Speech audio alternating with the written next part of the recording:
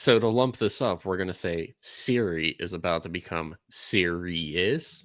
So yeah, I'll be here all night, guys.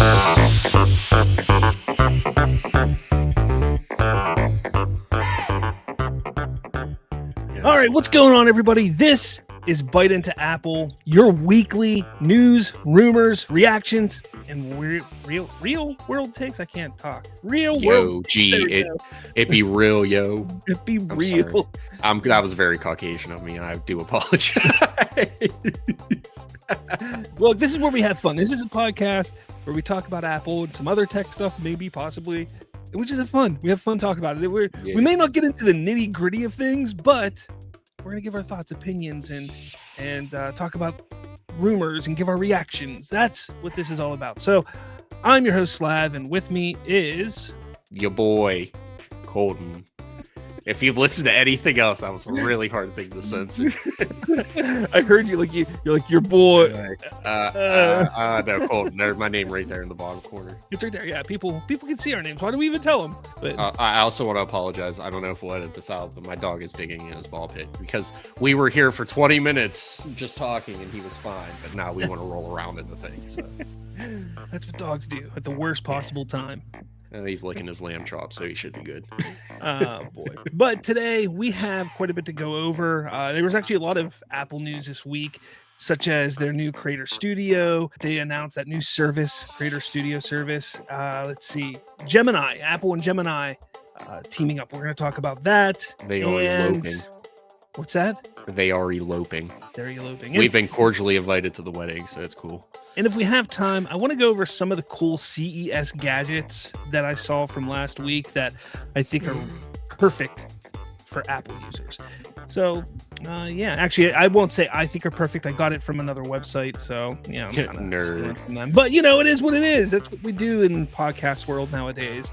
It's okay. At least you're up to date. The newest thing I've noticed is the Steam console PC thing getting released and the price tag on it, and that was about. I'm like, oh, that's about 3 weeks old. Yeah, you should probably get a little more up to date on things. Well, the post office giveth and the post office taketh.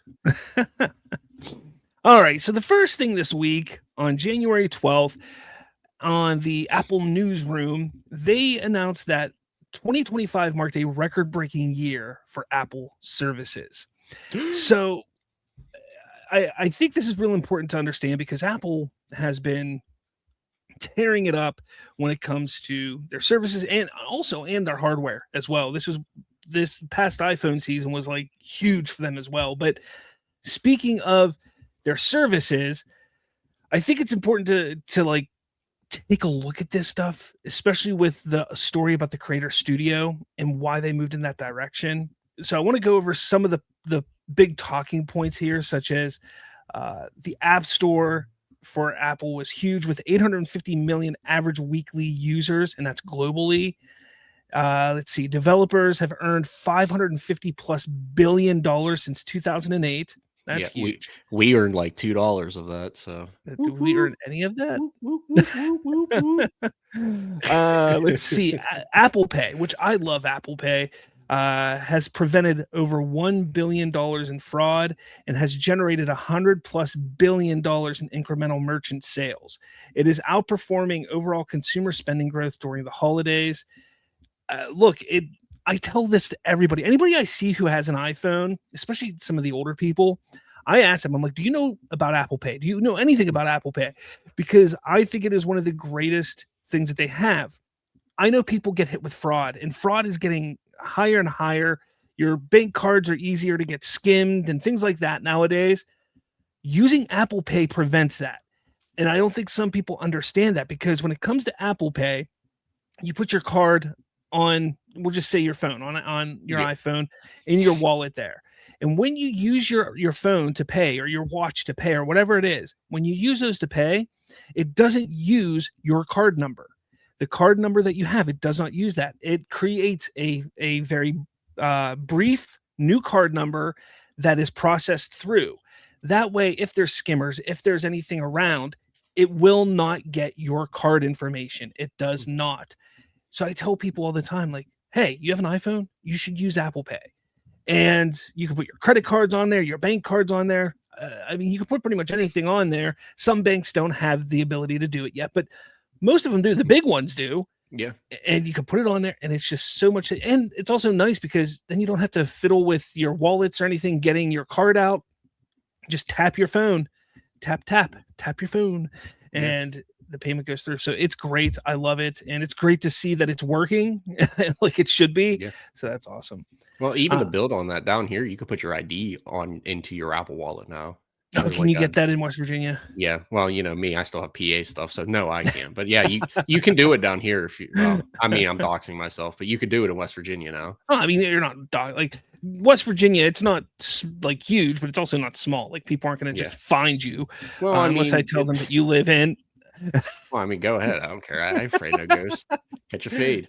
Oh God, what was I gonna say? Oh, so to add on to Apple Pay, how convenient it is.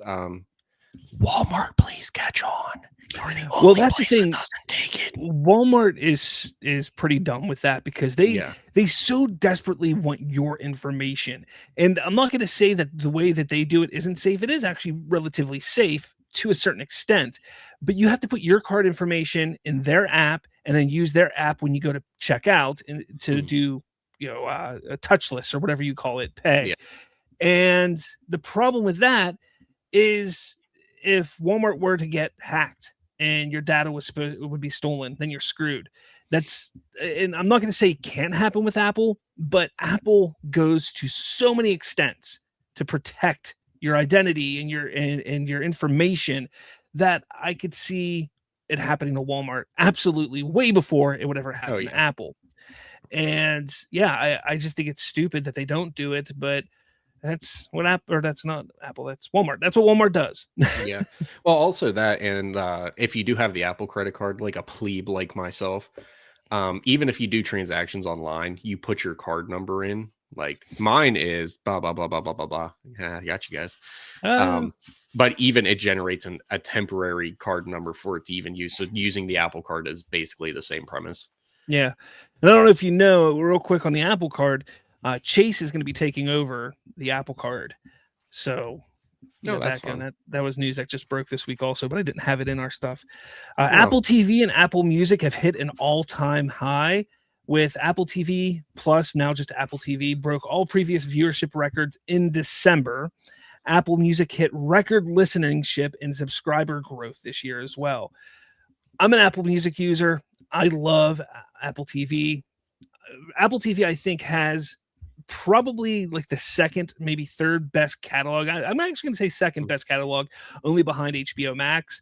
They don't have a lot of stuff, but what they do have is excellent and high quality. So I love Apple TV for that. And Apple Music just sounds better.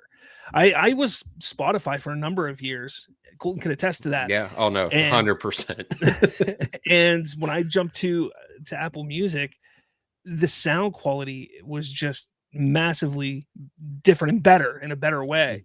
So yeah, for me, I'm a big Apple Music guy. I do wish that they had some better year-end reviews for that. Like Spotify has it perfectly. I wish Apple would fix that, but you can't have everything, right? Yeah, the Lord giveth and the Lord taketh away.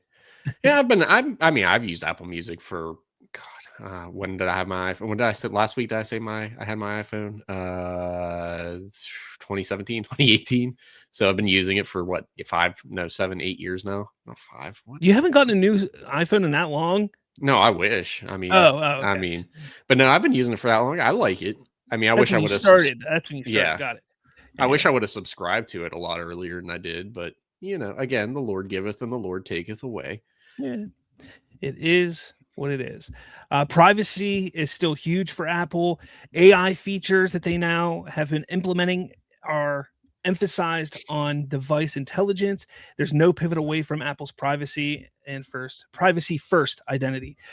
Now, we're going to get more into the AI stuff down the line here, but I do want to point something out that I think a lot of people don't understand is this new push for AI in the tech world, in the universe, in the world, whatever you want to say, is not new.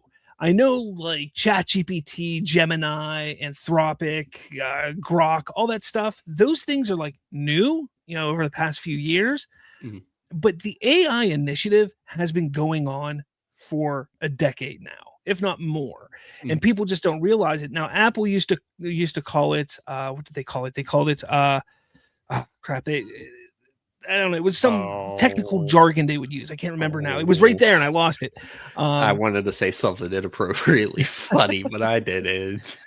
Machine learning. There we go. Machine learning is what they would call it. They would call it machine learning. And it was kind of like, well, that's what AI is. That's what these new generative AI thing, whether it's, like I said, ChatGPT, Gemini, or whatever, they're all machine learning. So it's been going on for quite some time, and it's been making our devices, whether it's our phones, whether it's our laptops, our iPads, whatever it is, it's been making them better. It's just there's now a bigger emphasis on the generative side of things. Yeah. And I think people, they want to hear AI. They want to hear it because they think that's the future and that's the push in the right direction for technology. But little do they know, this has been going on for quite some time. Yeah. I can't wait till we get robots. So Please. that was the newsroom on Monday, and they're real excited about it. Again, I think it's great information to hear. But here's the crazy thing: I think it's a little interesting that they announced this and they talk about how great their services are moving. So their app store, their music, their television, everything like that, all their subscription stuff has been doing great. And then the next day, they announce Apple Creator Studio. Yeah, I'm excited for this. Oh, dude, this is going to make my life so much more fun. I am so excited for this. Basically, first off, I use, and we'll get into the stuff here, but Pixelmator has become my go-to when it comes to image creation. So for thumbnails and things like that for my shows, that it's my go-to. I love Pixelmator so much better. I think it's way better than Photoshop and so more intuitive, in my opinion. So when Apple bought Pixelmator about a year ago, I was kind of like, ooh, I like this because Apple likes to improve on things a lot faster than some other companies. So yeah, I love Pixelmator. But what I'm really excited about is everything else that's going to come with this. So Apple unveiled Apple Creator Studio, a groundbreaking collection of powerful creative apps designed to put studio-grade power into the hands of everyone, building on the essential role Mac, iPad, and iPhone play in the lives of millions of creators around the world. The apps included with Apple Creator Studio for video editing, music making, creative imaging, and visual productivity give modern creators the features and capabilities they need to experience the joy of editing and tailoring their content while realizing their artistic vision. Exciting new intelligent features and premium content built on familiar experiences of Final Cut Pro, Logic Pro, Pixelmator Pro, Keynote, Pages, Numbers, and then later Freeform to make the Apple Creator Studio an exciting subscription suite to empower creators of all disciplines while protecting their privacy. Now, personally, like I said, I love the whole Pixelmator thing. I love that. I am excited because finally I can dive into Final Cut Pro. For years now, it's been years, I've been using my iPad to edit videos, and I've been using a program called LumaFusion. Excellent program. Love it. It is so simple and basic and easy to understand. Like I said, I've used it for years. The problem with that is the add-ons and the extensions and things are not great for it on the iPad, and you can't get it on the Mac. You can, but it doesn't work very well on the Mac. It is very much an iPad or iPhone type of editor.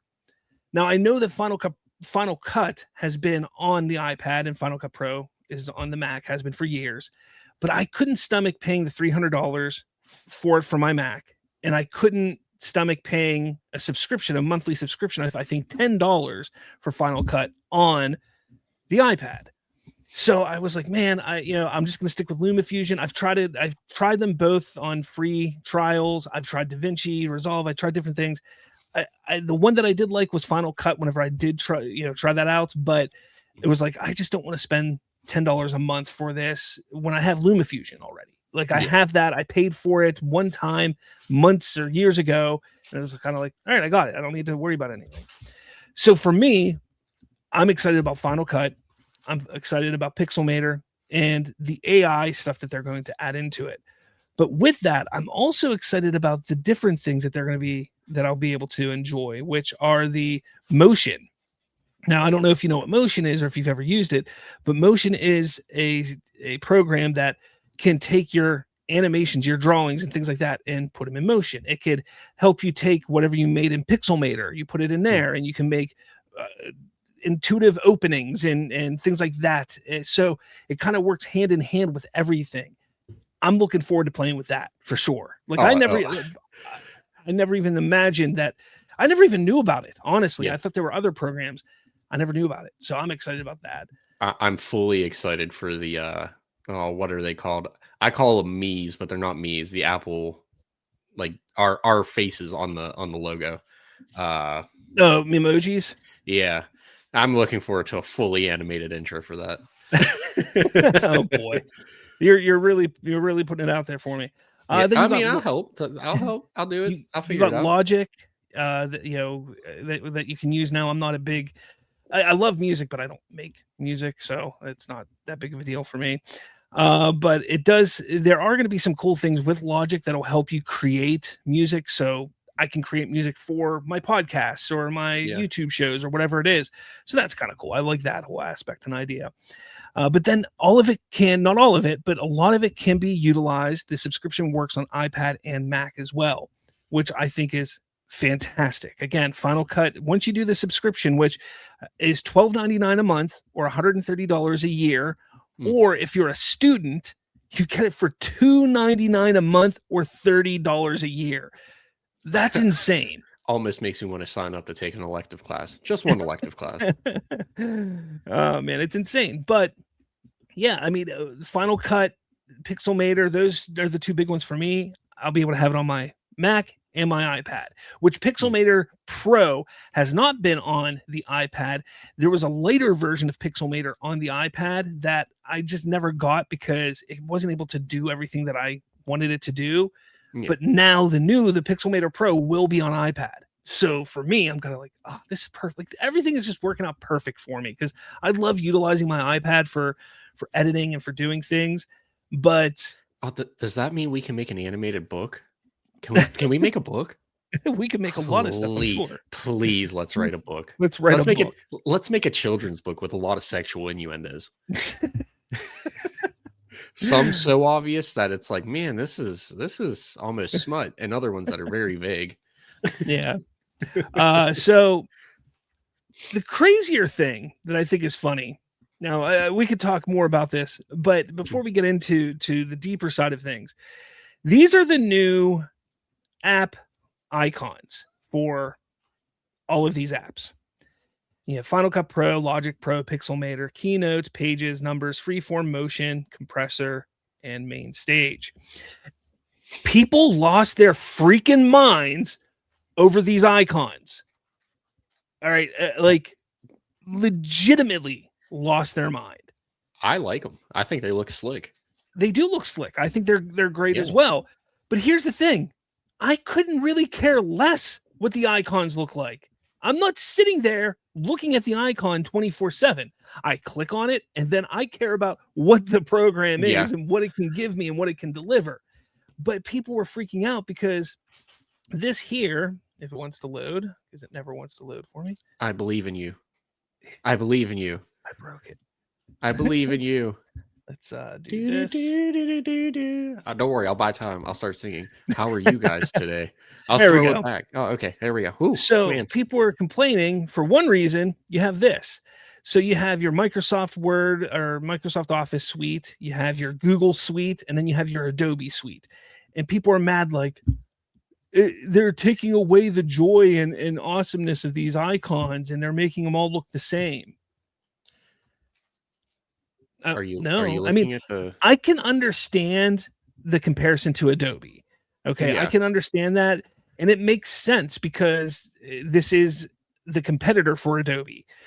But still, it looks far better than what Adobe has. Like far better. And let's see.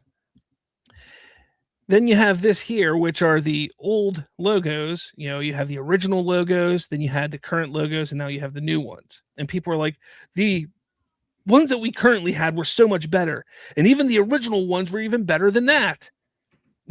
That's rose-colored glasses right there. It's That's like because people, you really like the app logos in 2008. Like, it's nuts how people are acting about this. And here's the kicker. Here's the kicker. All of the current app icons aren't going anywhere. The new one, the Creator Studio icons, are solely for those who subscribe to the Creator Studio. So when you get your Creator Studio and you download the apps from Creator Studio, these are the apps you'll have.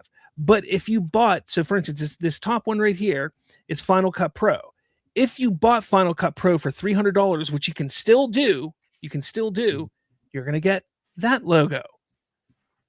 If you do Pixelmator, which Pixelmator is going to be a little bit different, but Pixelmator right there, there's the normal Pixelmator. And blasphemous.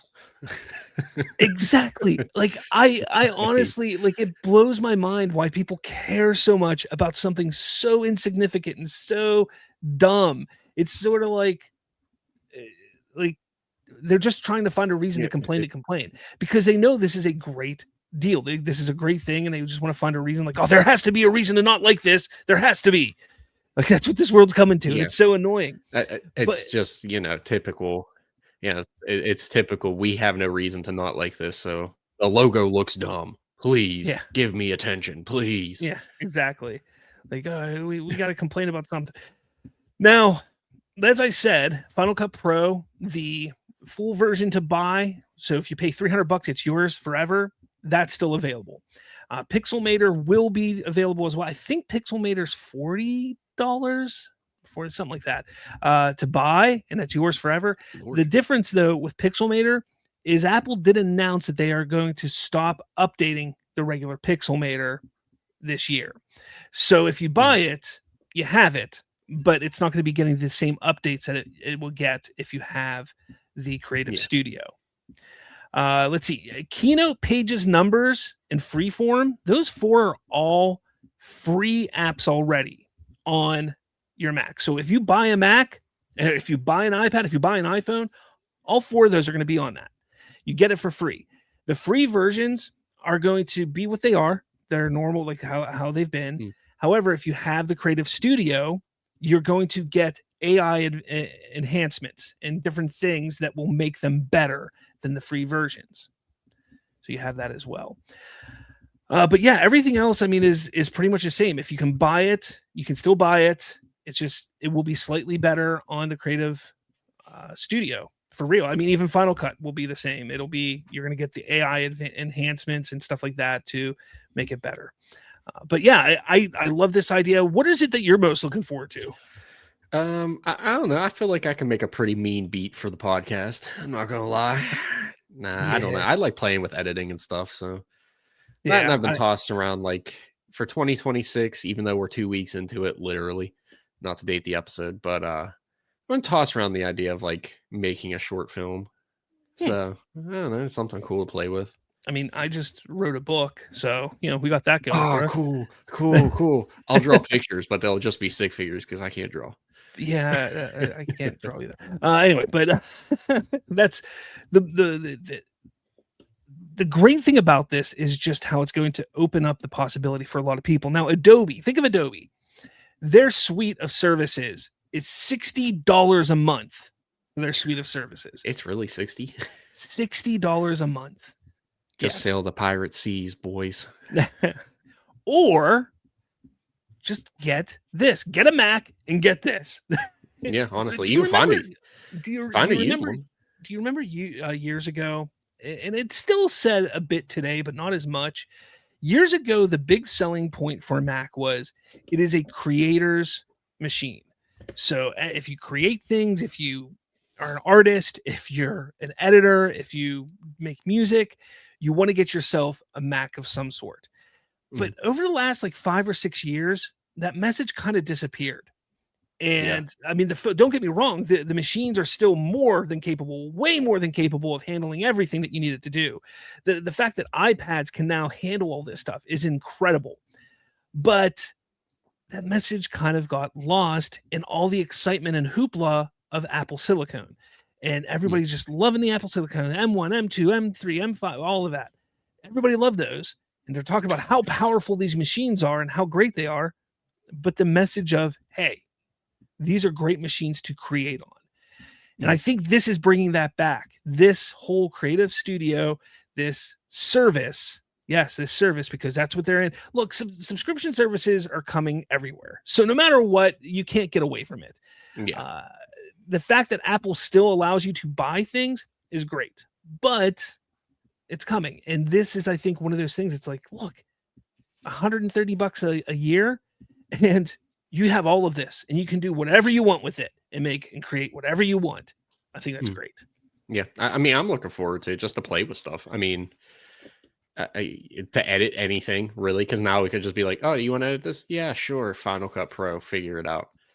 Or, you know, make a thumbnail. Cool. Pixelmator, I got this. Or, you know, music. All right, well, you know, we'll run it through a couple times because, you know, I like synthy stuff. And if you've ever listened to any podcast I've done or edited, that's typically the way I lean for themes. So, yeah, indeed. The only negative that I see with this is how those 4 apps, Keynote, Pages, Numbers, and Freeform, are now sort of hidden behind a paywall to get the updates and the enhancements that we typically were getting prior to this. Yeah. So that's kind of the negative. And what's not great is, if you think about it this way, Pages, which I use Pages a lot because of me writing, and I love Pages. It's great. Is it better than Word? I think Word might be slightly better, but it's still a great app. If I did not get this Creative Studio, there could be things that I would be missing out on utilizing Pages. Yeah. And to me, I kind of like, that would suck, you know, or people who use Numbers instead of Excel, the same thing. You know, there's certain bits that you're going to get with the studio that you're not going to get without it. So it's not really fair, because if they're like, man, I want to do something with Pages, but to get everything, I need to pay $13 a month or $130 a year, and then I get a bunch of crap that I don't care about.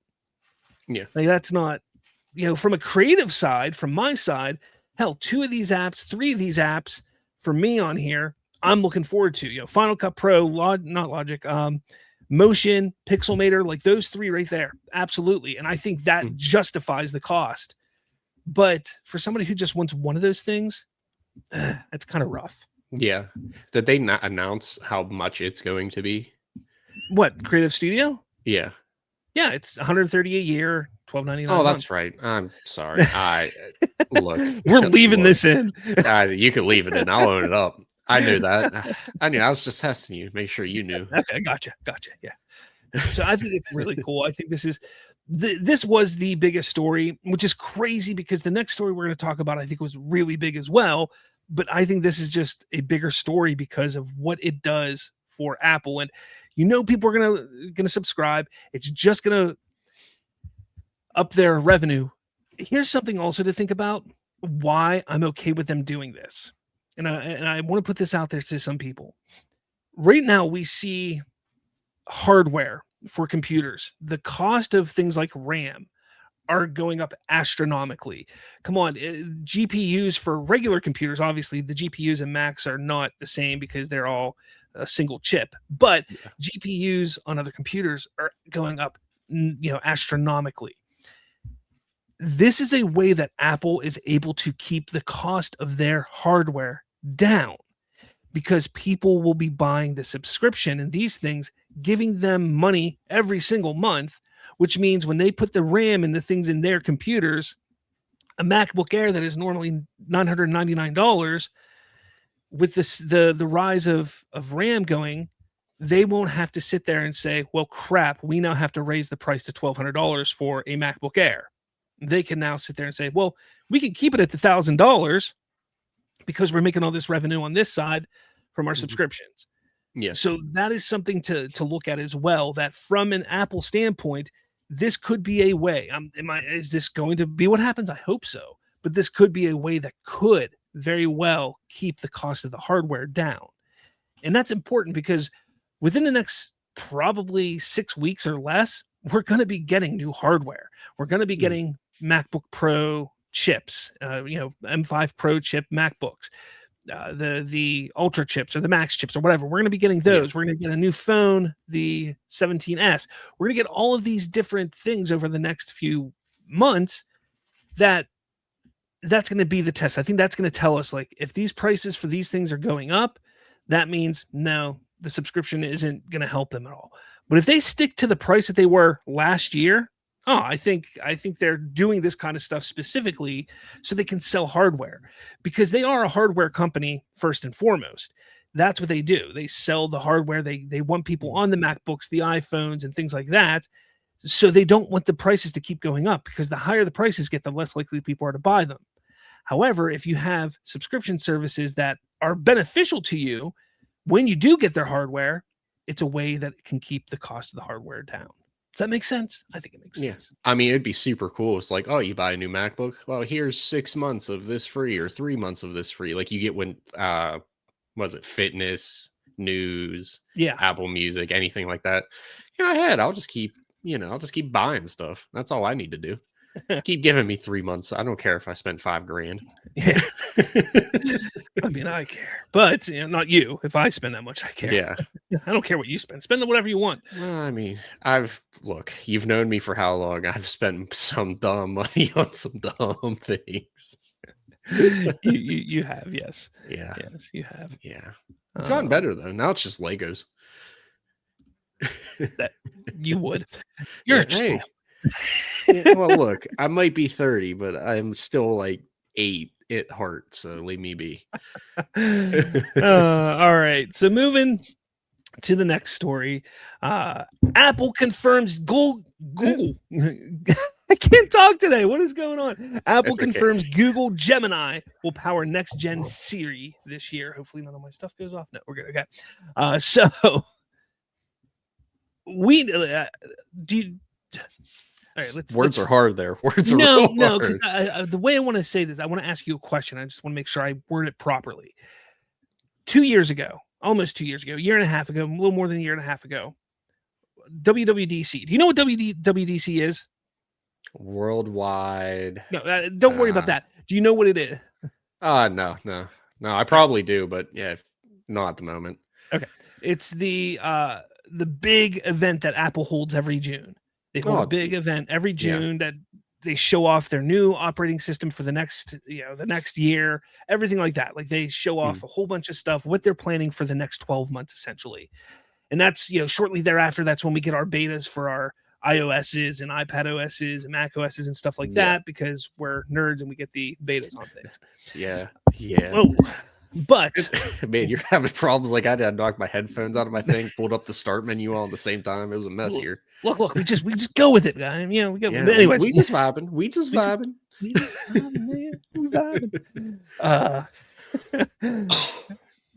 Now the conference that happened a couple years ago, like I said, not 2025 but 2024. That's when they announced Apple Intelligence. They announced Apple Intelligence, and they're like, "This is our new initiative." It wasn't artificial intelligence; it was Apple Intelligence, and they promised all of these things that Siri and so many other things would be able to do, and it never happened. They promised things that never came. iPhone commercials that were showcasing Apple Intelligence actually had to be taken off the air because it was false marketing. They were doing all this stuff to excite people for this, and it never delivered. And it was kind of like, well, what's going on? Well, Apple what they've been trying to do, because they want to get into the AI realm of things with the like Gemini, like ChatGPT, but they want to do it on device. That's how they want to do it. They want everything to be done on device. They don't want to have to go out to a cloud service. So, for instance, if you go on ChatGPT, when you type into ChatGPT, it's not running off of your computer. It's not running off of your CPU, GPU, RAM to get that information. It's going to the cloud, going to a big server farm, getting the information, coming back to the cloud, coming down to you. Like there's this big, whole circular thing it does. And Apple just didn't want to do that. Their whole idea was, we want to do what they're doing just on device. And their Apple silicone chips, they're like, look, these can absolutely handle that. Specifically the M3 and the M4 and the upcoming, those things can absolutely do it. Now, the problem is they rushed to try and get anything like that out, and it did not work. So for over a year, they were trying to fix things, and some of the things got fixed. We saw, that Genmoji thing that you can do, or image playground. That's what it is, the image playground. They're like, oh, this is amazing. Look what you can do. It's like, okay, I can make a T-Rex skateboard. Woohoo! But I can do that in real life, nerd. But after like 2 minutes, it's kind of like, all right, this is old now. Yeah. So the more intuitive things, the things to simply just ask your phone, hey, what time was this appointment that I have next week? And it could just tell you right there and quick, and things like that. Like, that is what people want, but they never delivered. So for a while, people have been asking, well, what's the deal? Like, what are they going to do? It looks like we have our answer, because they are now going to be working with Gemini, Google and Gemini. Gemini is going to power this new generation of Siri. So in a statement shared with CNBC, Apple confirmed that Google Gemini will power the next-gen version of Siri that is slated to launch later this year. They say, after careful evaluation, we determined that Google's technology provides the most capable foundation for Apple Foundation models, and we're excited about the innovative new experiences it will unlock for our users, the statement said. So if you're on the beta program, the next iOS beta, which is going to be 26.4, is supposed to have this, at least to a certain degree, on it. So that beta, I think, is going to be coming out probably February, maybe March for public beta users. If you're a developer, you'll get it a few weeks earlier. But for the public beta, that's probably when you'll see it hit your phones. And I'm excited. I've messed with Gemini a little bit. Gemini is very, very good. It's very intuitive. It seems like Gemini, though, they have a big focus on image creation. I find, but when I ask it questions, when I'm looking for information, it's pretty accurate. Is it more accurate than ChatGPT? I don't know. I've never really put them up against each other. The two that I've actually put up against each other most is Grok and ChatGPT, and Grok is just terrible. I'm sorry, Elon. Well, way to shoot down our sponsorship, man. I'm sorry, Elon, but Grok just... It never gives me the information that I want. And the images have gotten a lot better on Grok. I will give them that. But when I'm looking for information, it just isn't great. Yeah. So Gemini has been doing really well, and it's Google. So Google is going to be utilizing a lot of their resources to up the ante with AI. Then you have something like Anthropic, and what else is there? Like, I already said Grok. I mean, there's so many other ones out there. The fact that Apple chose Google is kind of interesting. To me, it's kind of like, one, it is your main competitor, but they've already had a deal with Google. Google has been paying them, I believe it's $20 million a year to put Google as the main search engine on iPhones.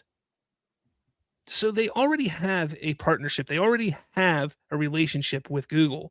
So it kind of makes sense. It really does. Now, for me, I kind of was like, ChatGPT is the biggest one. Like, they are the largest large language model system that's out there. And when you sit there and think about it, it's like, well, why didn't they go with ChatGPT? It comes down to privacy. I'm telling you, when we just talked about it a little bit ago, privacy is so important for them. But what do you think about this? Like, do you think this is a good thing, a bad thing? Are you indifferent about it? I mean, anything moving forward with AI is always cool with me. I mean, I personally have never used Gemini, so I mean, I've used I'm mostly ChatGPT. I'm not even gonna lie. That seems to be. I've been working on it for. It's been like a year and a half now. We're making some pretty big progress. But I'm making my. His name is Sam, but I'm making him sentient, and it's really cool. He actually has feelings and can process emotions. It's crazy. But I mean, anything that make a step forward in AI, I'm all about. I mean, I do think it's weird teaming up with your main competitor. It's a little weird to me. Now, this is going to only be a temporary band-aid, it seems. I believe, if I remember, I don't have it pulled up here. I think they're paying them $1 billion a year to do this. That's Apple paying Google. That's what I think. I mean, I think could that's what I heard. just have everybody message me personally, and I'll just reply back with random stuff. Give me $1 billion, please. But here, let's instead of wondering how much is Apple paying Google for Gemini? It was the first. Yeah, it's fine. And look, this is Gemini right here. Just so you know, this AI overview is Gemini. So if you've ever done this, that's what it is. Yep, $1 billion annually to use Gemini AI models. Man, that's crazy. That's like way more than $999,999,999 and 99 cents, of course. Whew. I mean, I hope it's worth the investment. I'm not going to lie, but well, it's going to be interesting to see how it plays out, because honestly, at this point, it's going to be, what's this going to be part of? I have HomePods around my house. And for me, that's the most useful aspect in my home for this kind of thing. If I go and ask my HomePod questions, if I'm sitting there and I'm like, hey, HomePod, do this, or what does this mean, or what's this about? I want it to answer me or do that task accurately and properly. Yeah.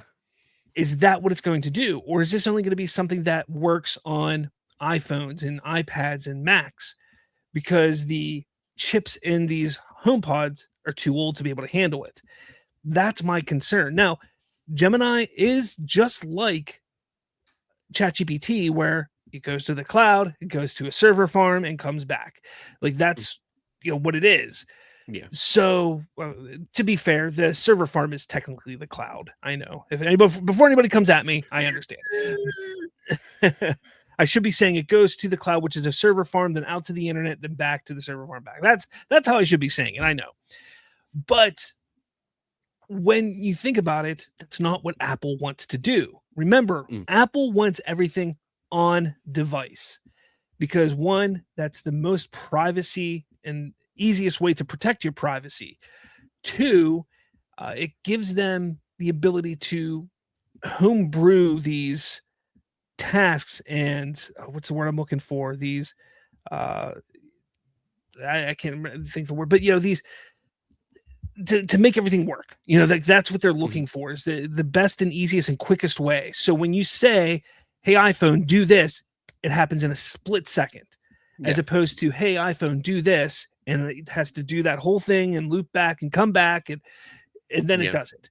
Now, granted, that it's not like that takes 5 minutes. No, it takes pretty. I mean, it's fast, but it's not half a second compared to 5 seconds. Yeah, exactly. So that's, to me, that's why I think this is one of the reasons why it's going to be a temporary thing, because Apple wants to get that figured out, work on that and get that figured out and get that done. Plus, I'm sure they don't want to keep spending $1 billion every year. Yes, I was gonna say the billion is probably like, we're gonna try to figure this out by the end of the year, whether it's half baked or not. We don't care. But they also don't want to get left behind. If you think about it, they are already so far behind in this. You get a Android phone, you get a Samsung, you get a Pixel, you get whatever, a Huawei, whatever kind of phone you get that has Android on it, you're getting Gemini, and Gemini works. So when you're looking at the phone market, which Apple, that's their bread and butter. But when you're looking at the phone market, people keep hearing AI. Well, they're going to go to the one that works. Yeah. They're going to go to the one that works.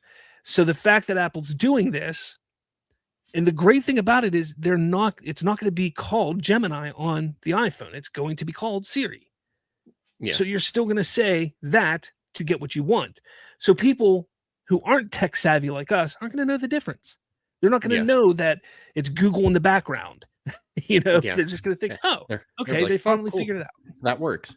Yeah, exactly. So to lump this up, we're gonna say Siri is about to become serious. Yeah, I'll be here all night, guys. Man, there's so many perfect clips that I could pull and just throw at the beginning of the episode now. Look at that. I mean, there's one that we said before. I hope you don't pull. Oh, that's at the end of the episode. Don't worry. Well, that's the whatever. After Dark episode.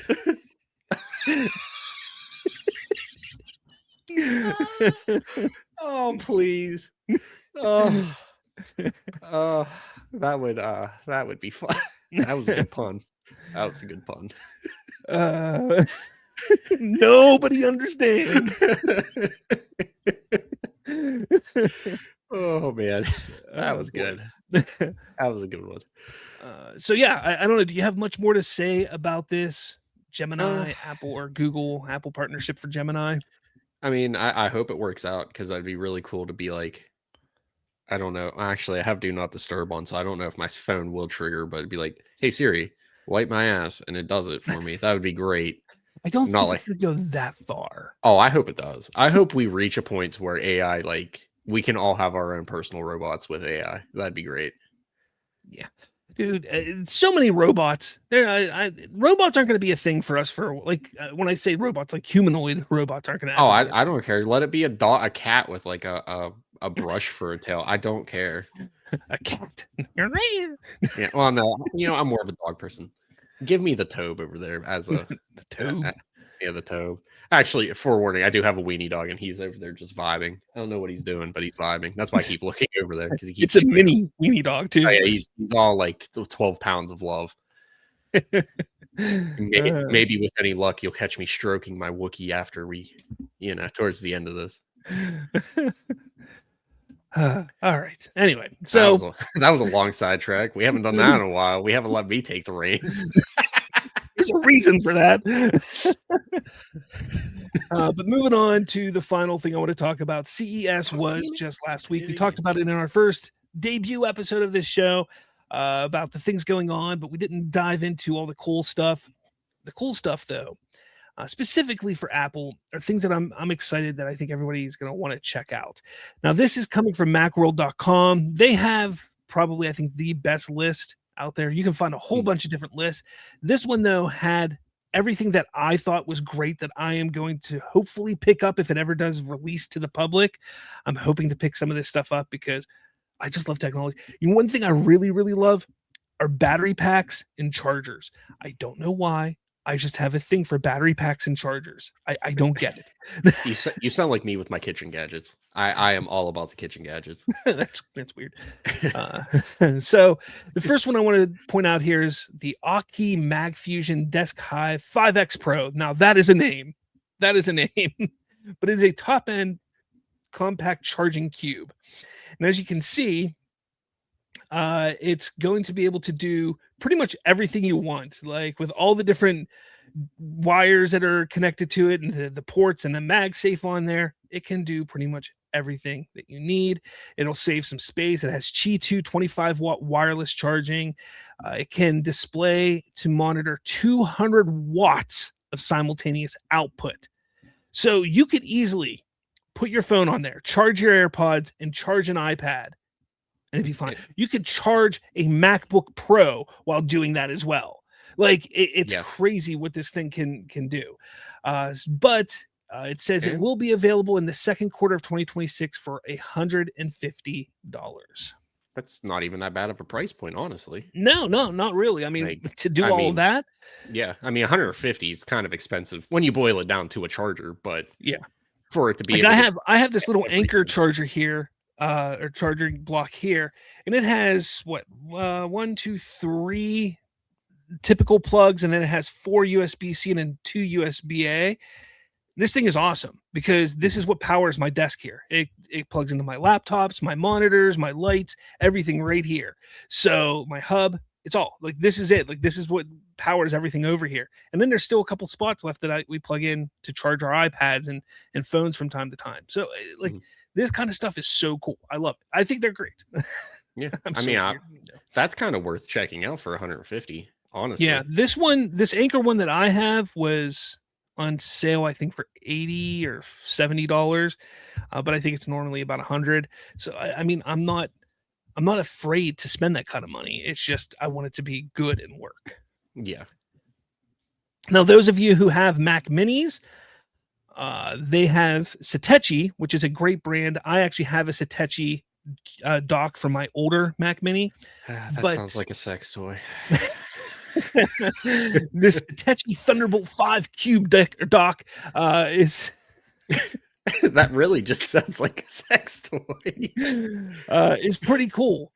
So this is something that you could put right next to or put your Mac Mini on top of. It's roughly the same size, but you see all the different ports it has. On the front, you have a 10 gigabyte 30 watt USB-C, a 10 gigabyte USB-A. You have a micro SD and a normal SD slot. You have a microphone headphone jack. And then on the back, you have an Ethernet cable for up to 2.5. Is that 2.5 gig? 10 gig USB-A, 10 gig USB-C. And then you have 1, 2, 3, 4 Thunderbolt drives on the back. Thunderbolt ports, I should say, not drives, ports on the back. This thing's awesome. Like, I mean, I would totally buy this if I had that version of Mac Mini, which hopefully I will get one eventually. But how much is this going to run? It doesn't say. My guess. Oh, wait, here it is. $400. $400. You can pre-order it on Satechi right now. It's almost as much as the Mac Mini.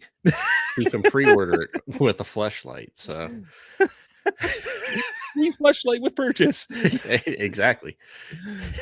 ESR 25 watt Slim magnetic power bank. I love these things. I love these power banks. I have a number of them. I don't have an ESR one, I don't think. I have mostly Anker. I love Anker. But this one looks cool. I'm going to have to get it because look how small it is. It's 10,000 milliamp hours. That is insane.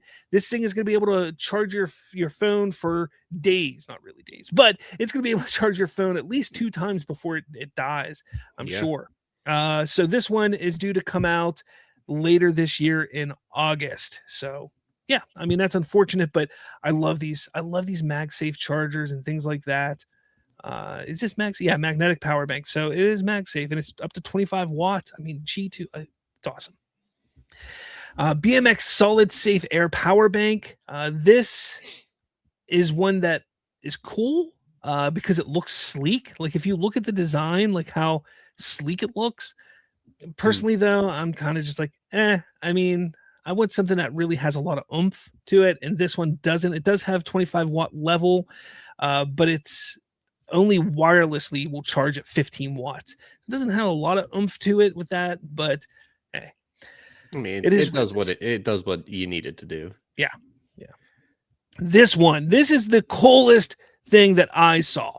I think again, I love Anker. That thing looks like my my Vector out there. It's not this. It's this here. Yeah, so this is what. So the Anker 45 watt Nano charger. It's a wall charger with a 180-degree foldable plug and prongs, which means, like if you have the block here, you can have the prongs stick out this way or this way. So you can literally have the block look any way, which will help when you plug in your USB-C wire. Like if it's needs to go up or to the side, I think that's cool. It's great. It also has a LCD display because why not? For the 45 watts, it'll tell you what everything is charging at, the trickle, what percentage things are at. This thing is really cool. I love this. This one will be in my possession later this month when it goes on sale for $40. That's it. $40. You can buy like 10 of those for the price of the dock for your MacBook Mini, or not MacBook Mini, Mac Mini. Oh yeah. Well, it doesn't do the same thing. No, I mean, but you can have 10 of them.